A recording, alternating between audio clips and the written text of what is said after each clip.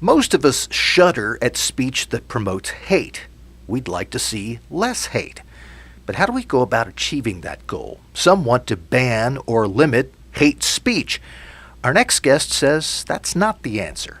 Nadine Strossen is professor of constitutional law at New York Law School. She's the former national president of the American Civil Liberties Union, the ACLU, and she's author of the new book, Hate: Why We Should Resist It with Free Speech, Not Censorship. Welcome to the program. I'm delighted to be here, Mitch.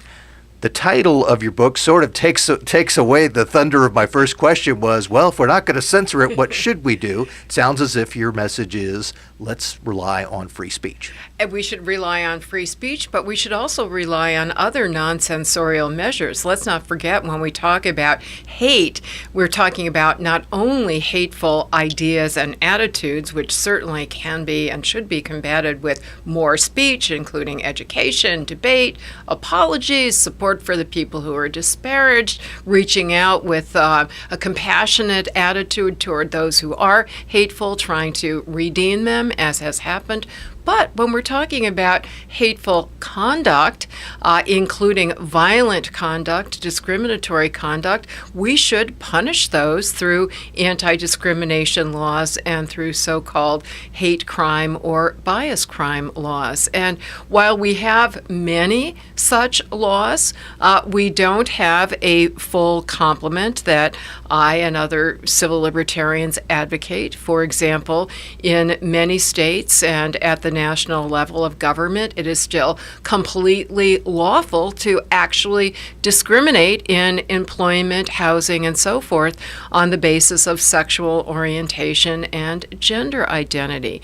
That, to me, is hate or bias or discrimination in action, and we have unfinished business in making that unlawful. Likewise, here's a very controversial topic, including in your fair state of North Carolina, but voting rights. I think there are factual disagreements about the extent to which various voting laws at state and local governments are disenfranchising disproportionately certain minority groups who traditionally have been subject to hatred and discrimination, including racial minorities.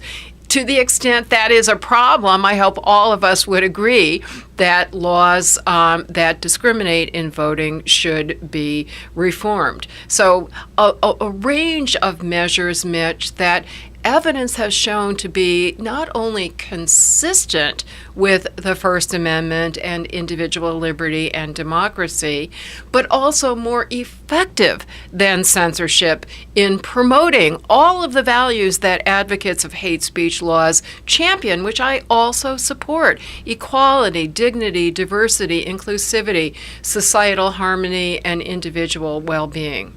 That is the voice of Nadine Strossen, professor of constitutional law at New York Law School, also author of this book, Hate: Why We Should Resist It with Free Speech, Not Censorship. Some of the folks listening to us, I'm guessing, will take issue with some of the things that you're talking about. But I like that. but all of them are dealing with actions, activity, not the speech itself. Why is it so harmful for those who say, well, hate speech is terrible? Why shouldn't we ban it? Why do we not target the speech itself? We do not target the idea or the message or what the Supreme Court often calls the content or viewpoint of the speech. The mere fact that individuals, including the vast majority of individuals in our society or the vast majority of government officials, hate the message and consider it to be hateful, or for any other reason dislike the content of speech, is never a justification for censoring it. Rather, government says in that kind of situation, the remedy is more speech, not less.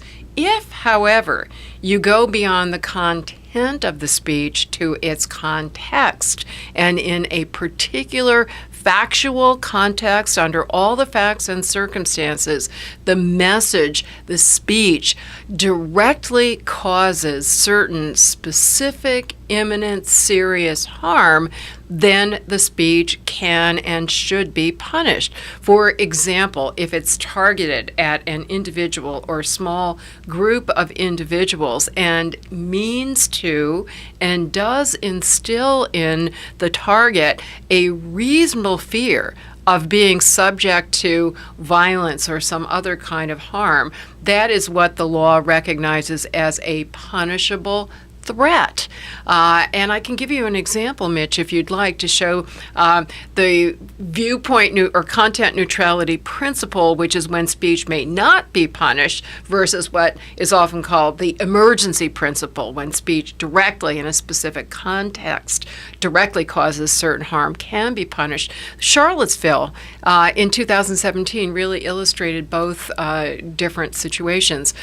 First, the mere fact that the message was deeply offensive and hateful, including "you will not replace us," "Jews will not replace us," "I am a Jew whose father was a Holocaust survivor." I'm sure that message is odious to everybody, but to those of us with that personal connection, especially so. Nonetheless, I was completely supportive of the ACLU's defense of the free speech rights of those white supremacists to utter those hateful messages, despite the horrible content. However, when later on they showed up with masked groups that were brandishing lighted torches and firearms, that, to me, satisfies the test of a true threat, right? Meaning to instill a reasonable fear on the part of the audience at whom it's directed that they will be subject to harm. I certainly would have felt intimidated if I were there, and that would have stopped me from raising my right to express my ideas.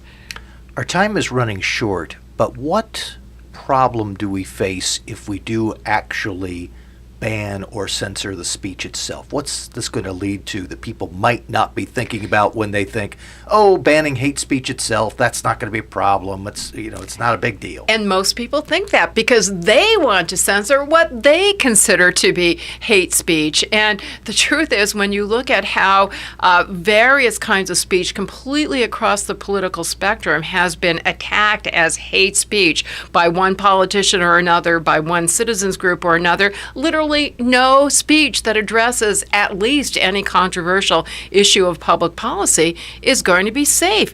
Let me just take the issue of the criminal justice system. Black Lives Matter advocacy has been attacked as hate speech. Blue Lives Matter advocacy has been attacked as hate speech.